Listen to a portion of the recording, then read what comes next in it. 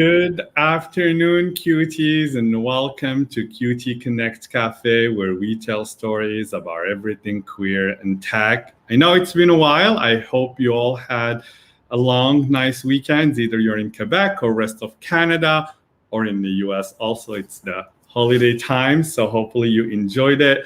I'm Naufel, co-founder at Queer Tech, and your host today. As you know, Queer Tech is based in Tehuantepec, Montreal, and I would like to begin by acknowledging that Queer Tech is located on the unceded Indigenous lands. The Kanien'kehá:ka Nation is recognized as the custodian of the lands and the waters in which we gather today. As you might have noticed, our introduction have changed today, and that's because I'm really excited and super excited to announce our newest partners that will be joining us, RBC. RBC is coming as our annual platinum partner for Queer Tech, and we are really, really excited to have them part of our programs. They're officially supporting the QT Connect series and other programs, and so QT Connect is brought to you or presented by RBC. You can also, if you want to learn more about RBC and our partnerships, you can go to queertech.info/RBC. You can also check out all the jobs that they have available with us. As you know, Queer Tech cannot exist without the support of so many partners that are helping Queer Tech to grow and bring our programs to our community and also to the tech community. So thank you to our amazing program like SAGE, where you're gonna learn a lot more about today. And also, thank you to Unity Technologies, Ubisoft, VanHack, SpaceSafe, Local Logic, and Sun Life also, that will be starting a new series with them. That stay tuned, and we'll be announcing them sometimes in August. As you know, we do have a job board, and so if you are looking for companies that care about diversity and inclusion, creating a space where you feel you can belong and thrive, you can check our job board, queertech.org jobs. You can also check out jobs at SAGE. So queertech.info/SAGE. You'll be learning a lot about the company and also Julia, who's with us today. A couple other announcements quickly. As you know, we are gearing up for Pride Hacks. It's our annual hackathon that we are organizing in August 5th and 7th. And so we're putting together an amazing virtual event, and you can already register today on our website. More information on the supporting nonprofits will be coming up sometimes next week, so stay tuned. Also, if you're not registered on our newsletter, you can do that and you'll receive information by email. Another project that we've been working on in the last few months is a research study to understand LGBTQ experiences in tech, and more details will be coming up on this program, but we are launching our survey next week. Also stay tuned. We would love to see many of you taking part of this survey, so go on queertech.org to learn more about the research. So before we get started and bring our guests today, for those who have any questions or comments, you can write your questions or your comments on the comment box in the social media you're watching us on. You can also tag someone now that you think will be looking for jobs in tech or looking for inspiration and motivation. You can tag them or share this live stream with them later on. Just be aware, disclaimer, that we might be showing your comments or any questions on this live stream. And so for those who love what we do, I want to also thank our everyone who donate to Queer Tech. Thank you so much for supporting the organization. Your donations allow us to continue growing the organization and growing our community. And for those who are looking to support, queertech.org/support on our website. So as I mentioned today, our guest is one of our annual partners also. We have started working with Chase since Q2, so April, and we're really excited to have them on here. So really excited to be introducing our guest today. You'll be learning a lot about product management and also diversity and inclusion at Sage. Our guest today is Julià Masmitjà. He's Vice President of Product at Sage, and he's responsible for leading the central cloud platform connected development team and ensure technical delivery for products under the PMS strategy to drive consumer and partner cloud adoption. Welcome, Julià, to the show. Thanks for having me. Hi, welcome to Qt Connect Café. How are you doing? Great, how are you? I am doing well. It is lunchtime in Montreal. I know you started your day early, but you're in Vancouver. So thank you so much for taking the time to join us and share your story. My pleasure. Wonderful. So Julià, can you tell me what are your pronouns? I know I see them on the screen, but share them. Yeah, I go by he, him. Wonderful. And, before we kind of dive in, I love to kind of tell us a little bit about yourself and your position at Sage. Sure. So I'm not original from Canada, as you probably guess. So I'm original from Barcelona, Spain. I moved to Canada 8 years ago for a 2-year secondment, right? So I've been here 8 years. I guess that means that I love it here. Mm-hmm. I'm based in Vancouver. Yeah. I love outdoors. I love mountain biking. I love hiking, right? So I love nature, which is great. And my journey at Sage started like 15 years ago. I've been doing many things at Sage, but since the last year, I'm VP of Cloud Platforms for what we call connected products, which is basically enabling some of our products, because we have a huge portfolio, to transition to be deployed in the cloud and used in the cloud. Wonderful. That's great. And we will dig a little bit deeper about the role and everything. So, you mentioned you are from Barcelona, so you were born and grew up there. Tell us a little bit, was it Barcelona proper? Are you from the region? Where did you grow up? Where did you go to school? I'm from a suburb that's basically what we will call here like the Metro Barcelona area, right? So basically, I didn't live in Barcelona per se, but all my activities, including education, happen in Barcelona, right? So I love history a lot, so I know Barcelona history very well as well. So if someone's planning to go there, just give me a shout and I will give you some hints to be there. But basically, yes, born and raised in Barcelona. That's wonderful. And so which university did you go to and what did you study? That's funny because I went to Barcelona University, right? So, but my first career my trade is in chemical engineering. And okay. You might wonder, what does it have to do with technology, right? So I understand the question. And reality is that I've always been passionate about technology, right? And when I finished my degree, I had to choose between staying at the university doing research, which was something that I loved. But let's say that in Spain, the situation for people that want to do research is not the best one, or just, take a different path. And I decided to take it. So I joined a company that some of you might know, that it was called Arthur Andersen, right? And started to do business and IT consulting, right? So because, again, my passion around technology, and I guess it was something that I was eager to learn. So that's what pointed me in the direction of the technology sector. Yeah, that's awesome. And so walk me a little bit through, I'm just curious, through your career. So after you worked at Arthur Andersen doing consulting, what happened after?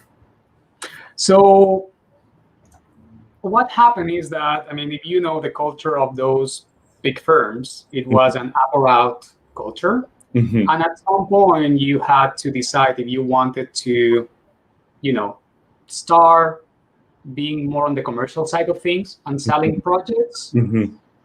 or look for something different, right? So, and I have to admit that selling is not my point, right? So it's not my strength. It's not something that I like. I like to be hands-on. I like to work with teams. I like to deliver and build stuff. So when that moment kind of popped up in my life, I decided to find something else. Mm-hmm. And then is when I joined Sage, right? So I joined Sage in the IT department.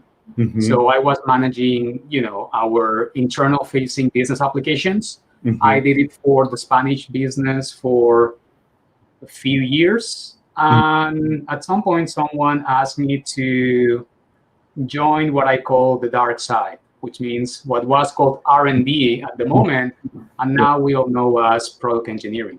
Yeah. Right. So I moved to that department, started managing QA, and from there, I just grew through different projects, teams, and experiences across Sage. That's wonderful. And we're gonna talk, and I'll talk a little bit more about your career at Sage. Mm-hmm.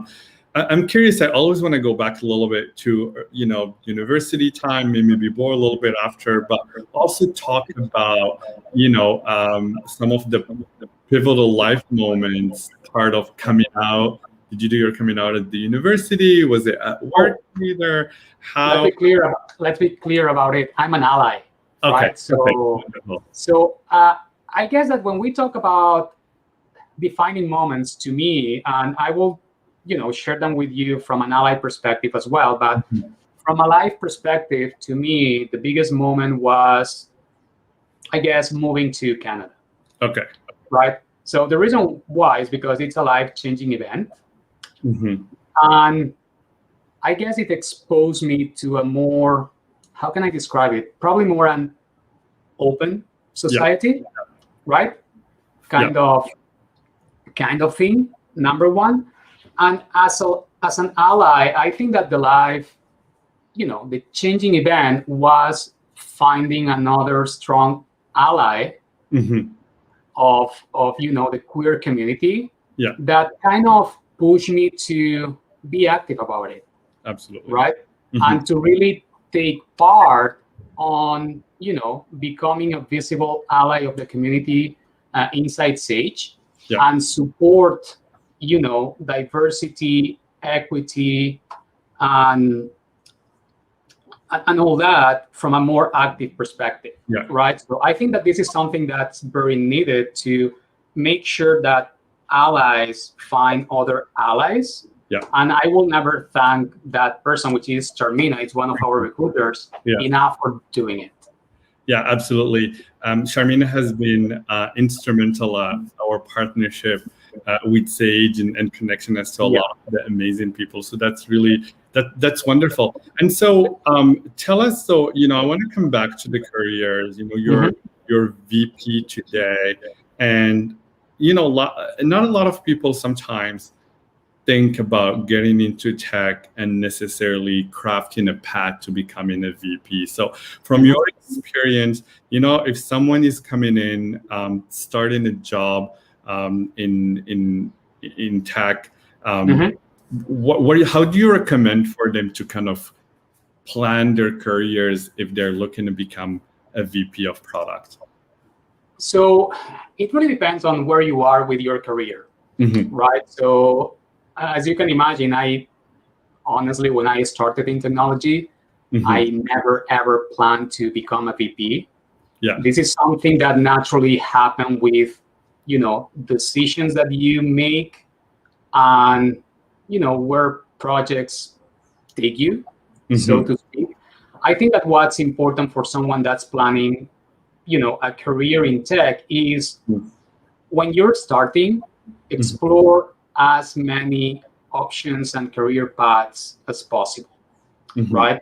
So, I mean, it's very different to be a great individual contributor, so to speak, than being a VP or a director with a lot of people reporting into you and whatnot. I mean, in tech, there are so many options that it's important to identify what will make you happy and make you shine and go after it. I mean, let's be honest about it, right? So not everyone is, comfortable leading people. There's people that's more comfortable being that guy that has like the right tech solution. So the first thing that you need to do is to identify where you will shine more, and even more important, at least in my opinion, where you will be happier career-wise. Yeah, absolutely. So, product, I don't think we've had a product manager yet in this series. And I think this is a role that's more and more predominant in tech. It's something that you might not necessarily learn in university. You learn, computer science and coding, engineering and stuff. So, how did you end up becoming a product manager? And well, I'm not a product manager today, obviously, because I'm VP, but I guess that I used to act as a product manager for some of the products I've been working on. And you're absolutely right. This is something that you don't learn at university, for sure. The good thing is that there are more and more like short programs that give you the basics around what it means to be a product manager and whatnot. So that's something to look at if you are interested. At least it will give you, the basics, and you can grow from there. In my case, I learned it by doing it. Right. So it was a while ago. And what usually happens in technology is, I mean, the best product managers, in my opinion, are those that have a technical background. Right. And they learn the business side as they go. And a natural path for it, it's also if you're working on a team and for whatever reason you become a product owner, right? So moving from being a product owner to a product manager, it's kind of a natural move, right? But long story short, in my case, I learned it by doing. Today, there are many options that you can take advantage to get the basics. Absolutely. Can you talk to us a little bit about those basics that, if someone is at university, some of those things that they need to learn? And we'll talk a little bit, if you don't study computer science at university, how do you acquire those? So let's, in university. So when it comes to product management, I keep thinking that product managers, I have a lot of respect for them. And the reason why is because they have one of the most difficult jobs to do, which is prioritizing what needs to be done from a product perspective and saying no to a lot of requests. So the product manager is that person that gets like a zillion requests from customers, stakeholders, and whatnot, and they decide what ends up being done in the product, right? So having that skill is something that, again, you learn over time, but you need to be comfortable saying no and explaining why, right? So second thing is you need to clearly understand what's the value that you're delivering to your customers, whether it's a partner or a final customer, with what you are building. And that requires both. That requires technical knowledge around how long it takes, how much effort it is, and business logic. Business knowledge. What are the benefits of what you are building? Of course, there are techniques to be able to, manage the requirements and whatnot, and get, a better sense of the value by working with your customers and partners. But I will say that, yes, those are two of the key areas. Understanding the value that you will be delivering to your customers and stakeholders. And the second one is about prioritizing. And you need to have, so good product managers are really good dealing with people. They have a lot of empathy. You need to understand all your stakeholders, and that includes internal and external ones, right? Yeah. So soft skills are critical when it comes to a PM. Yeah, absolutely. No, I've seen that because I think there's some feedback. From my experience, the product manager I worked with, definitely we've seen people with technical background. I've also seen people with business background doing it. But I think there is, like you've mentioned, project management skills you need to learn, agile methodologies, and a lot of things to be, and also ability to communicate with tech in a tech language and with business in a business language, which make them needs to be versatile skills in that. And so do you think if someone learn coding after university, we know a lot of our viewers and people, do boot camps, becomes junior developers, be a front-end developer, back-end. Does it matter what type of career you choose in the beginning? If you want to become a product manager later, is it better to learn front-end, full stack, back-end? What direction should someone take? To be honest with you, I don't think so. I think that in the past, to become wherever in the tech industry, you were supposed to follow like very specific steps in your career. It's no longer the case because of, I will say a couple of reasons.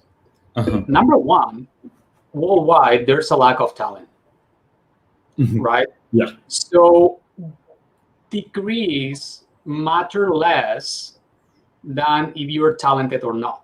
I mean, if you ask me, I'll rather take a look at a Git repo of a candidate than to,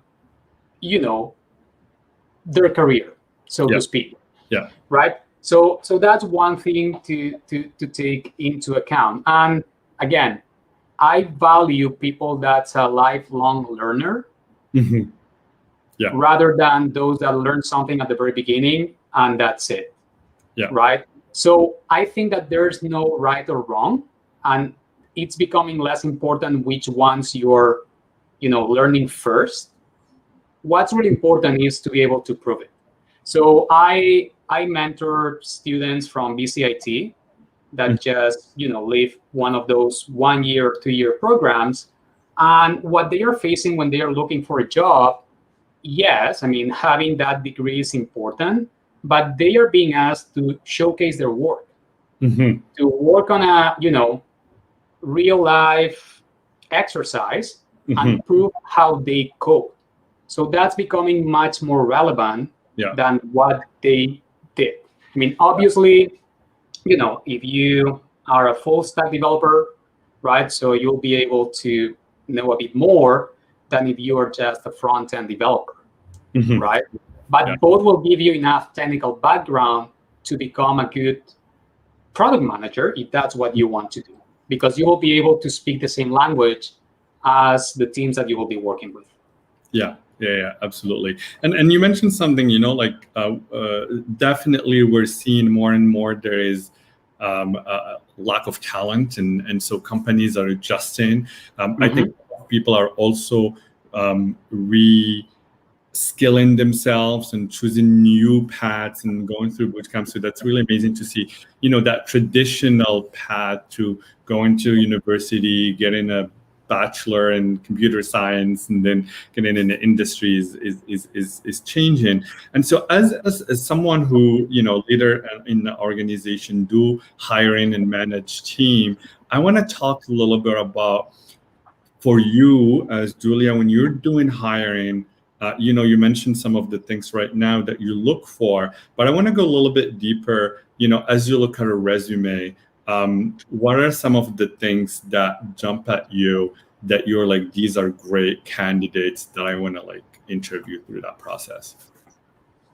Of course, it depends on the role that you're interviewing for, right? So it's very different to, interview for a junior or a senior. When I think about someone that just wants to start in the tech industry, again, careers, that's good. But today, I mean, with short programs of 1-2 years, you can get all the basics. right? So what I always look for is, do you have personal projects, right, that you've been working on related with technology, because that shows how passionate you are. And even if you've not been able to work before with a company, I mean, if you can show me like a project that it's well executed and it's something that you're passionate about, that tells a lot about you, right? So another thing that I look at is, are you active in the technology, community? Meaning, do you contribute to any open source project? Do you regularly attend or help with one of those meetups that happen around you, right? And again, I mean, if you have a Git account that I can take a look at your portfolio, that's a big plus, right? So that's when you're starting. Obviously, when you're a senior, then the conversation is different. Okay. Right. Yeah. So let's talk for the junior ones. You mentioned definitely a lot of our, members in community, we encourage, networking as absolutely early on in your career. There is nothing more valuable than building networks and connecting and going to meetups and being part of different communities is really important, because that's how you build relationships and can really craft a career. You mentioned, you look at or you review, their GitHub repos and stuff like that. And, a lot of people probably focus sometimes on that because they want to build their clout online. What do you look for, for a junior developer that you see, great, this is a great candidate, by looking at their GitHub? So it's quality over quantity, right? So I'll rather take a look at your, repos and see a couple projects that are really well executed, with enough information. So if anyone wants to contribute, they can do it, clean code with all the unit testing in place and whatnot, rather than quantity, right? So, and again, I mean, it depends, right? So I'm not a big fan of giving like, this is the answer, right? So and that's it, but it depends. So if let's say that you've been working on a, as a co-op student with a company, right? So, and you have something there that has like clear business value, right? So I will appreciate it, right? But if you've not had the chance to work in a co-op program for whatever reason, but you have, again, your own personal project, and it's really well executed, and you can tell me the story behind it, I will appreciate it as well. But I guess the key is quality over quantity. Okay. Right? Because sometimes you take a look at the repo and you see a lot of stuff, but it's not reusable, so to speak. And then you look at someone else's repo and they might have only one or two things there, but really well executed and developed. Yeah, absolutely. No, that's great. And talking about a little bit more senior developers, people who have some experience, what are some of the things you start to look for?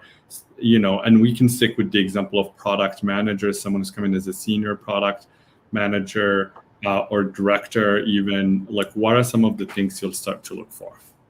So if we're talking about product managers, again, one thing are developers, a different thing are product managers.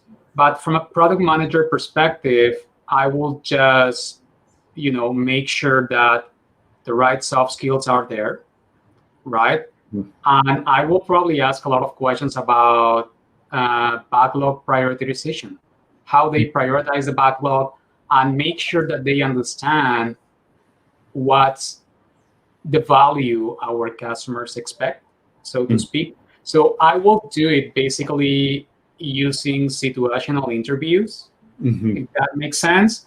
So I will describe a scenario and we will go from there, right? Because when it comes to resume and whatnot and to check references and whatnot, this is something that, your recruiting team will do.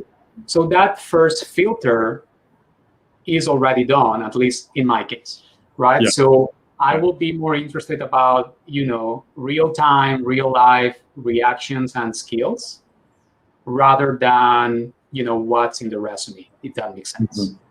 Absolutely. And so this has been fascinating, and thank you. I think there is as people get into the industry and want to craft their careers, self-learning and also continuously gaining skills is very important. And I want to talk a little bit about some of the resources, as you were going through your careers. Like, how did you gain some of the skills? Have you where did you go? What are some of the websites, resources, books that you have used that helped you to propulse your career? So the way you learn is very personal, right? So there's people that love audiobooks. I need to have like the physical books, right? So when it comes to technical resources, I will say InfoQ, it's a great website to go. They have great sections, articles, and they, point you in the right direction when it comes to technical stuff. When it comes to to agile stuff, I'm certified in Scaled Agile Framework, and I think it's a great framework to better understand all the available options that you have in Scrum and how to use them. Big disclaimer here. I'm not what's called a Scrum-fundamentalist. I don't follow things by the book. It's just, that gives you tips and tools to use in each and every project. But the key one for me is having great mentors, right? So I've been very lucky because I had many managers in my professional life, but I've been very lucky because most of them, more than managers, were mentors. So they were able to point me in the right direction in terms of learning at every stage of my career, right? So probably the best investment you can do when you, in your lifelong learning journey is to find the right mentor at every time. And maybe it's not your manager, but maybe it's a peer. Maybe it's someone else that from, outside your company, right? But it's important to, have that person that can point you in the right direction. That's what really makes a difference. Okay. Yeah. Awesome. And there are a couple of things. I definitely want to touch base a little bit on mentorship because I think more and more we know that most of successful leaders that I've been talking to have always referred to mentorship as an important element of their success. I'm going to come back quickly about the soft skills you mentioned earlier. So you talked, like in terms of technical skills, learning certain things and going on websites. As you grow into becoming a VP, what are some of the soft skills that maybe you identified were very important, and how did you acquire them? Soft skills is interesting because those are very difficult to acquire. And some of them, you just acquire them with time and by practicing it, right? Yeah. So I can tell you that, I think that the biggest one that you need, that you must have if you're going to manage people is empathy. That's it. It's, just a single word, but it's very difficult to really exercise it well when you are working with people. And that's why, and to be honest with you, maybe not everyone is comfortable using empathy, right? So, and that's why at the very beginning of the chat with you, when you were asking, hey, how do you define your career in tech? I was referring to the fact that you need to know where you will be happy, right? Because you might want to become like a VP, a director, or whatnot. But if you are not comfortable dealing with people and showing that empathy, maybe that's not a good place for you because you will not be happy and your teams will not be happy, right? So how do you learn empathy? Two ways: by exercising it and by understanding how important it is. And number two, I go back to the mentor piece. If you have someone that can guide you to say, hey, this is what you need, just try this or that exercise, that's key. That's how I learn it, right? And again, my mentors have not always been my managers, right? But I do think it's important to find a good one. Yeah, absolutely. And so let's talk about mentorship. You know, a lot of people sometimes wait too long to, like, let me rephrase this. When is the right time to have a mentor? A lot of people wait, you know, is it when you're at university, when you start your career? Like, when should you get a mentor? I will say that it's always a good time to have a mentor. You might need different types of mentors at different stages of your career. I was giving you the example of, you know, what I do with BCIT, right? So students that are about to finish the, you know, whatever they are learning, and BCIT puts them in contact with, you know, people that's willing to mentor them, right? And to help them, you know, to work on their resume, to find their first job, to share with them what are some of their real life things that they will face when they join the market, right? But that's something that's a different type of mentorship than the one that you do with your teams. As an example, when I have a director reporting to me or a manager, that's a completely different type of mentorship, right? However, there's value when you're a junior, and there's value when you're a VP as me. I do need mentors as well, because you don't have all the answers, and sometimes you need, you know, someone to help you find what's next for you, or to help you realize what are some of the things that you really need to work on. So if you're lucky enough to have mentors your whole career, that's the best option for sure. Yeah, absolutely. And for you personally, did you have mentors? Was mostly at your work, or were they external? How did you like started that relationship and solidify it? So I had both. As I said, I've been very lucky with my managers, because most of them became mentors when I was reporting to them, right? So that's not always the case. I work with external mentors as well, that were just mentors but knew nothing about my work. And both give you good things.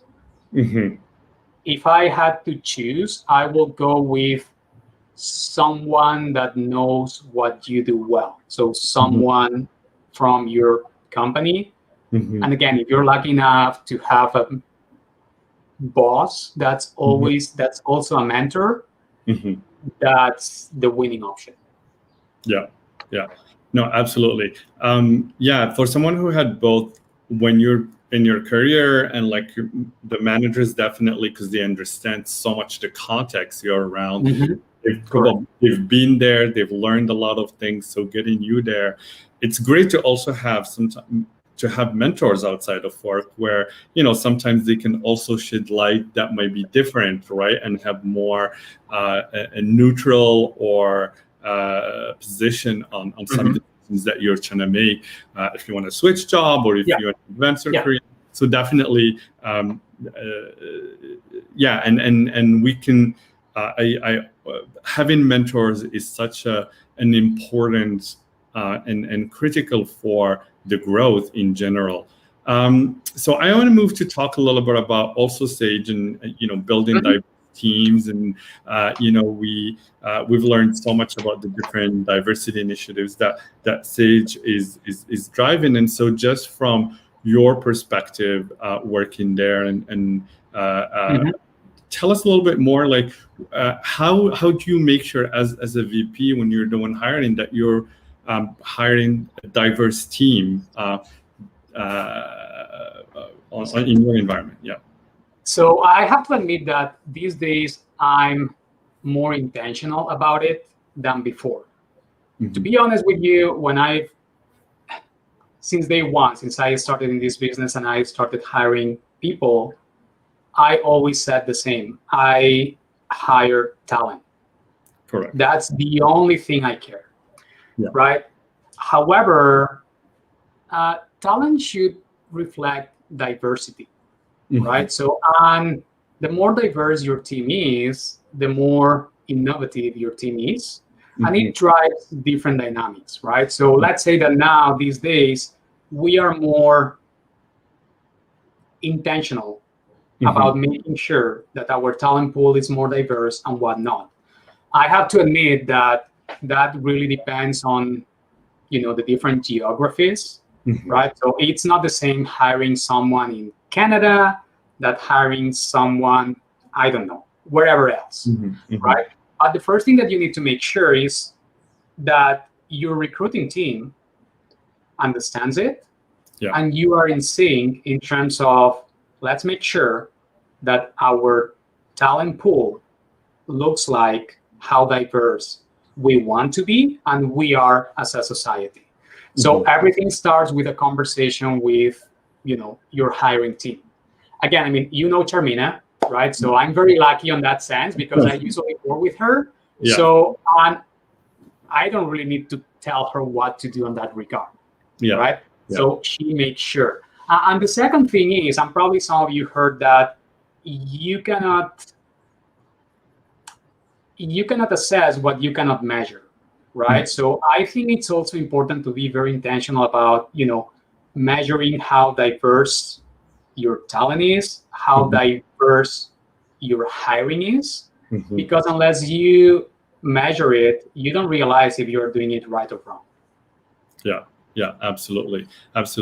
I always look at the time, and I know that we're getting close to the end. So, you mentioned, you're an ally and important in the community and being part of it. So, what are some of the advice that you have to other people who are, a lot of people are allies, maybe not an active ally, maybe they don't do things because they're not sure how to approach things. So from your experience, what advice do you have to other allies? I will say that it's really necessary to do it, right? Number one. Number two, it's what's going to make the biggest difference if you really believe that a change is needed. You might think that the change is needed for, different reasons. Maybe it's because, there's a lot of talent in the community and you want to attract that talent. Let's be honest with it, right? So, or maybe it's just because you want to fight injustice, right? So in order to do that, it's important to be active and to show it, right? And it's not about doing big things. It's just about showing support. And what's true as well is that you need to be alert about, little things that might need to change and be the driver. Not too much be in the driving seat, but kind of help make those transformations. Right. But if you really want to be an ally, you need to step up and be active about it. If you are not really an ally, if you know what I mean, right? So you need to be part of the change. If you really want to be that. Yeah, absolutely. Was there any experiences that happened to you that made you realize you want to be an active ally? Was there resources that you've used either internally or externally to Sage that helped you in that journey? So the great thing about it is that right now, again, Charmina pushed me to be that ally, and she pointed me in the right, directions in terms of resources and whatnot. But the great thing is that, as I was sharing with you, Sage is taking a very active role about it. So right now, anyone at Sage can go to our intranet and learn a lot about diversity, equity, and inclusion. And there's a specific resource page for people that want to become an active ally, right? So maybe a couple of years ago, it was just do it yourself. Yeah. Right now, again, that's part of our sustainability strategy, right? And to make sure that we take an active role on it. So whoever joins Sage or whoever is at Sage, if they want to know how to be a better ally, there's a resource in our intranet that has a lot of information, a lot of resources, and a lot of external links as well. Amazing. That's really great. It's almost time. So Julia, thank you so much for coming on the show with us, sharing your story with us. So I always want to share what I learned from our guests, and really great to learn. Becoming an active ally is, we meet a lot of people that are allies, right? And I think more and more, it's great to see people are stepping up. All of us, right? We can all be an ally to someone, and then that's the beauty also of allies. Is we don't have just to wait and receive that, but also looking around and see how we can do that. And it's been great to learn about your career and the soft skills, and thank you for the resources that you've shared with our viewers. So thank you again for joining us today. Thank you very much. Great. And so, I just want to thank RBC again for supporting this series and helping us share more success stories of queer people in tech. I also want to thank our QT annual partners, Sage. Again, thank you, Julia, for joining us. Unity Technologies, Ubisoft, VanHack, SpaceSafe, and Local Logic. So I hope that you enjoyed our episode today and you learned a lot about product management and leadership in tech. Our goal is to tell more and more queer stories through these live streams and through all our social media. If you like what we do, you can donate to QueerTech at queertech.org/support. If you also have any recommendations of leaders and queer leaders that you would like to come on the show, you can share them with us on our websites. There is a form and their QT Connect Café you can submit. Our next episode is on July 29th, and really excited to be talking with RC and I met a few years ago when they've launched Lesbian Who Tech. They're also a founder of Queerist. They're a queer, feminist, anti-capitalist digital marketing agency. Their career in tech started with self-learning web design and development to bolster their classical singing career, and grew exponentially when they served as a co-director of the chapters for Lesbian Who Tech with Rachel Jean-Pierre. And it's going to be really exciting to see someone who went from singing career to also coding and starting a digital marketing agency. So you can check out more the bio and RSVP on our websites. The event is live, and you can go to queertech.org/events. Thank you so much, everyone, for joining us. I hope that you felt inspired today with the story we discussed. And if you want to get in touch with Julia, there is the LinkedIn and Twitter on our screen. Thank you again so much. And until then, please stay safe.